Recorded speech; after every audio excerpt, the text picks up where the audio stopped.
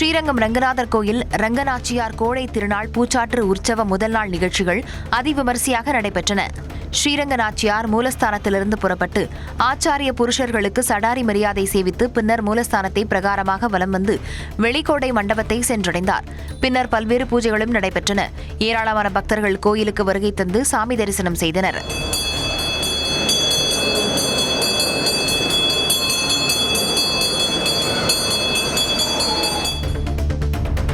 நீலகிரி மாவட்டம் கூடலூர் சுற்றுவட்டார பகுதிகளில் 1 மணி நேரத்திற்கும் மேலாக மிதமான மழை பெய்தது.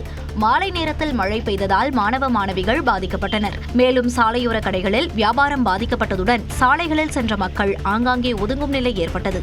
மழையின் காரணமாக கூடலூரில் கடும் குளிர் நிலவியதால் மக்களின் இயல்பு வாழ்க்கை பாதிக்கப்பட்டது. சேலம் இளம்பிள்ளை அருகே பெருமாக்கவுண்டன்பட்டி அரசு மாதிரிப்பள்ளியில் 6ஆம் வகுப்பு சேர்க்கைக்காக பெற்றோர்கள் பெருமளவில் குவிந்தனர். மொத்தமுள்ள 80 இடங்களுக்கு 172 பேர் விண்ணப்பித்திருந்த நிலையில் தனியார் பள்ளி மாணவர்களும் இடம் கோரி அவர்களின் பெற்றோர் திரண்டதால் அரசு பள்ளி பெற்றோருடன் கடும் வாக்குவாதம் ஏற்பட்டு கூச்சல் குழப்பம் நிலவியது. இறுதியில் பள்ளி மேலாண்மை குழுவின் ஒப்புதலோடு பெற்றோர்கள் முன்னிலையிலேயே குலுக்கல் முறையில் மாணவர்கள் தேர்வு செய்யப்பட்டதை அடுத்து காலையில் இருந்து நீடித்த பரபரப்பு முடிவுக்கு வந்தது. கேரள மாநிலம் குமுடி அருகே முழுமையாக வளர்ந்த கஞ்சா செடி ஒன்று கண்டுபிடிக்கப்பட்டது. கேரள காவல்துறையினர் ஆபரேஷன் டுபான் தி நார்கோ ஹண்ட் என்ற சிறப்பு நடவடிக்கையை மேற்கொண்டு வருகின்றனர். அதன் ஒரு பகுதியாக செங்கரையில் நடத்தப்பட்ட சோதனையில் சுமார் 1 மீட்டர் உயரம் வளர்ந்திருந்த கஞ்சா செடி கண்டறியப்பட்டது. உடனடியாக அந்த செடியை பறிமுதல் செய்த காவல்துறையினர் வழக்கு பதிவு செய்து நீதிமன்றத்தில் ஒப்படைத்தனர். கன்னியாகுமரி மாவட்டம் களியக்காவிளை அருகே குற்றச் செயல்களை தடுக்கும் வகையில் பொருத்தப்பட்ட 50 கண்காணிப்பு கேமரா செயல்பாட்டினை மாவட்ட எஸ்பி தொடங்கி வைத்தார். ஊர்காவல் படை திட்டத்தில் கன்னியாகுமரி மாவட்டத்தில் இதுவரை 2850 கண்காணிப்பு கேமராக்கள் பொருத்தப்பட்டுள்ளன. அதன் தொடர்ச்சியாக களியக்காவிளை காவல் நிலையத்திற்குட்பட்ட பல்வேறு பகுதிகளில் பொருத்தப்பட்ட 50 கண்காணிப்பு கேமரா செயல்பாட்டினை மாவட்ட எஸ்பி ஸ்டாலின் தொடங்கி வைத்தார். தனுஷ்கோடியில் 800 மீட்டர் தூரத்திற்கு ஏற்பட்ட கடல் அரிப்பால் 62 ஆண்டுகளுக்கு பின் வெளியே தோன்றிய கட்டுமானங்களை பொதுமக்கள் ஆர்வமுடன் பார்த்து மகிழ்ந்தனர். 1964ஆம் ஆண்டுக்கு முன்பாக தனுஷ்கோடியில் கட்டப்பட்ட கான்கிரீட் குழாய்கள் கட்டடத்தின் தரைத்தளங்கள் வெளியே தெரியும் நிலையில் அதை சுற்றுலா பயணிகள் ஆர்வமுடன் பார்த்தனர். தமிழக அரசின் விவசாய கடன் தள்ளுபடி காதில் பூ சுற்றும் ஏமாற்று வேலை என கூறி கடலூர் மாவட்ட ஆட்சியர் அலுவலகம் முன்பு விவசாயிகள் காதில் பூ சுற்றியபடி நூதன ஆர்ப்பாட்டத்தில் ஈடுபட்டனர். மாவட்ட ஆட்சியர் அலுவலகத்தின் உள்ளே செல்ல முற்பட்ட அவர்களை தடுத்து நிறுத்திய காவல்துறையினர் காதிலிருந்து பூவை எடுத்துவிட்டு உள்ளே செல்ல அறிவுறுத்தினர். ஆனால் காதிலிருந்து பூவை எடுக்க மறுத்த அவர்கள் அலுவலக வாயிலிலேயே அமர்ந்து தர்ணாவில் ஈடுபட்டனர்.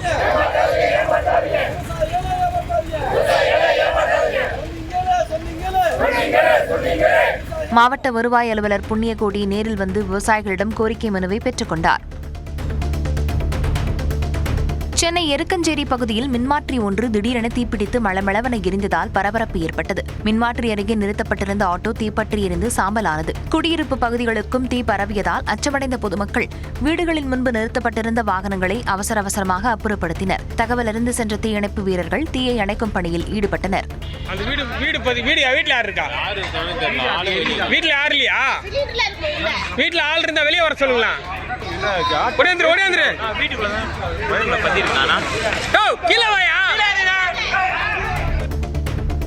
தமிழகத்தில் தாவேகா வாக்குறுதியின்படி சிறு குறு விவசாயிகளின் கூட்டுறவு பயிர்க்கடன்களை முழுமையாக தள்ளுபடி செய்ய வலியுறுத்தி பெரம்பலூரில் விவசாயிகள் கையில் திருவோடு ஏந்தி நூதன ஆர்ப்பாட்டத்தில் ஈடுபட்டனர். விழுப்புரம் மாவட்டம் செஞ்சி அருகே அவலூர்பேட்டையில் விவசாயிகள் கைகளில் நெற்கதிர்களை ஏந்தி தங்களது எதிர்ப்பை பதிவு செய்தனர். கோவை மாவட்டம் அன்னூர் அருகே உள்ள அக்கரை செங்கப்பள்ளி தொடக்க வேளாண்மை கூட்டுறவு கடன் சங்கத்தின் முன்பாக தமிழக விவசாயிகள் சங்கத்தின் சார்பில் கண்டன ஆர்ப்பாட்டம் நடைபெற்றது. நெல்லை மாவட்ட விவசாயிகள் வரும் 15ஆம் தேதி முதல் தொடர் காத்திருப்பு போராட்டத்தில் ஈடுபடப் போவதாக அறிவித்துள்ளனர். கண்மாயை மீட்டுத் தாருங்கள் என தாம்பூலத்தட்டுடன் சிவகங்கை மாவட்ட ஆட்சியரை மறித்து மனு அளித்த நபரால் பரபரப்பு ஏற்பட்டது. மதகுப்பட்டி அருகே உள்ள புஷ்துதி கண்மாயை தனிநபர் ஒருவர் வங்கியில் அடமானம் வைத்து கோடிக்கணக்கில் கடன் பெற்றுள்ளதாக குற்றம் சாட்டிய அந்நபர் மாவட்ட ஆட்சியரிடம் மனு வழங்கினார். புஸ்ததி கம்மாயின்னு அந்த காலத்துலேருந்து புஸ்ததி கம்மாயத்தான் இருக்குது. புஸ்ததி கம்மாயின்றது என்னென்னு கேட்டிங்கன்னா தனிநபர் பேரில் பட்டா இருக்கும், ஆனால் அது வந்து இண்டிவிஜுவல், அதாவது இல்லாமல் பொதுமக்களின் பயன்பாட்டுக்கு இருக்கும். அது பொதுமக்கள் நிறைய பேர் பயன்படுத்தி வர்றாங்க. அந்த நிலத்தை தனிநபர் ஒருத்தர் 1 கோடி ரூபாய்க்கு அடமானம் வச்சிருக்காரு. மொத்த மதிப்பு 25 கோடி. எல்லாரும் சொல்லி வர்றாங்க மற்ற அரசு வந்து 52 அரசியல் புரட்சியை மாற்றிட்டாருன்னு சொல்கிறாங்க. அது எனக்கு டவுட்டாக இருக்குது. நாமக்கல் மாவட்டம் ராசிபுரம் அருகே 80 அடி ஆழ கிணற்றில் தவறி விழுந்த மான் உயிருடன் மீட்கப்பட்டது. குருசாமிபாளையம் அருகே விவசாய நிலத்தில் அமைந்துள்ள 80 அடி ஆழ கிணற்றில் 40 அடிக்கு தண்ணீர் இருந்தது. அவ்வழியாக வந்த மான் ஒன்று இந்த கிணற்றில் தவறி விழுந்ததாக கூறப்படுகிறது. தகவல் அறிந்து வந்த தீயணைப்புத் துறையினர் நீண்ட நேரமாக போராடி மானை உயிருடன் மீட்டு வனத்துறையிடம் ஒப்படைத்தனர்.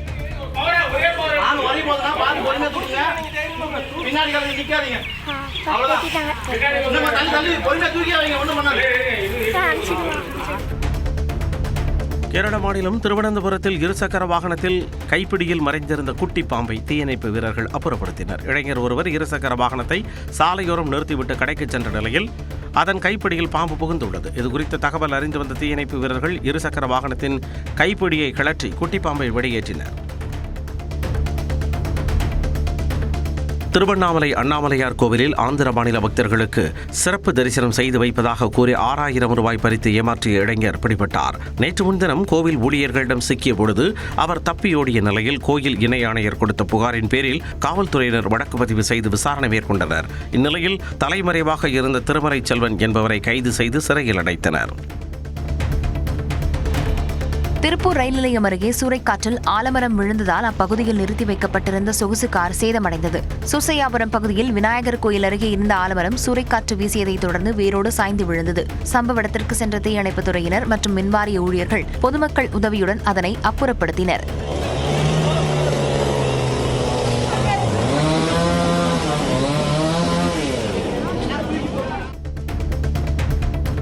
திருவாரூர் மாவட்டம் முத்துப்பேட்டையில் தனியார் பள்ளி குழந்தைகளை ஏற்றிச் சென்ற 2 ஆட்டோக்கள் திருத்துறைப்பூண்டி சாலையில் ஒன்றன் பின் ஒன்றாக மோதி தலைகீழாக கவிழ்ந்து விபத்துக்குள்ளாகின.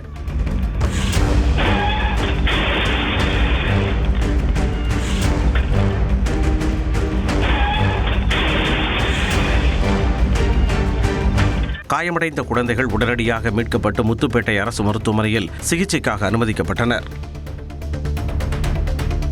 தஞ்சாவூர் மாவட்டம் திருக்காட்டுப்பட்டி அருகே விண்ணமங்கலம் வெண்ணாற்றின் குறுக்கே இருந்த பழைய பாலம் பழுதடைந்ததால் கடந்த ஆண்டு சுமார் 29 கோடியே 85 லட்சம் ரூபாய் மதிப்பீட்டில் புதிய உயர்மட்ட பாலம் கட்டும் பணிகள் தொடங்கின. 265 மீட்டர் நீளமும் 12 மீட்டர் அகலமும் கொண்ட இப்பாலத்தின் கட்டுமான பணிகள் தற்பொழுது மிக தீவிரமாக நடைபெற்று வருகின்றன. நடப்பு டிசம்பர் மாதத்திற்குள் பணிகளை முழுமையாக முடித்து மக்கள் பயன்பாட்டிற்கு திறக்க திட்டமிடப்பட்டுள்ளது. கோவை மாநகரின் பல்வேறு பகுதிகளில் சாரல் மழை பெய்ததால் குளிர்ச்சியான சூழல் நிலவியது. கோவையில் காலை முதலே வானம் மேகமூட்டத்துடன் காணப்பட்டு வந்த நிலையில் மாலையில் பல்வேறு பகுதிகளில் சாரல் மழை பெய்தது. மாவட்ட ஆட்சியர் அலுவலகம், ரயில் நிலையம், காந்திபுரம், உக்கடம் உள்ளிட்ட பகுதிகளில் சாரல் மழை பெய்தது.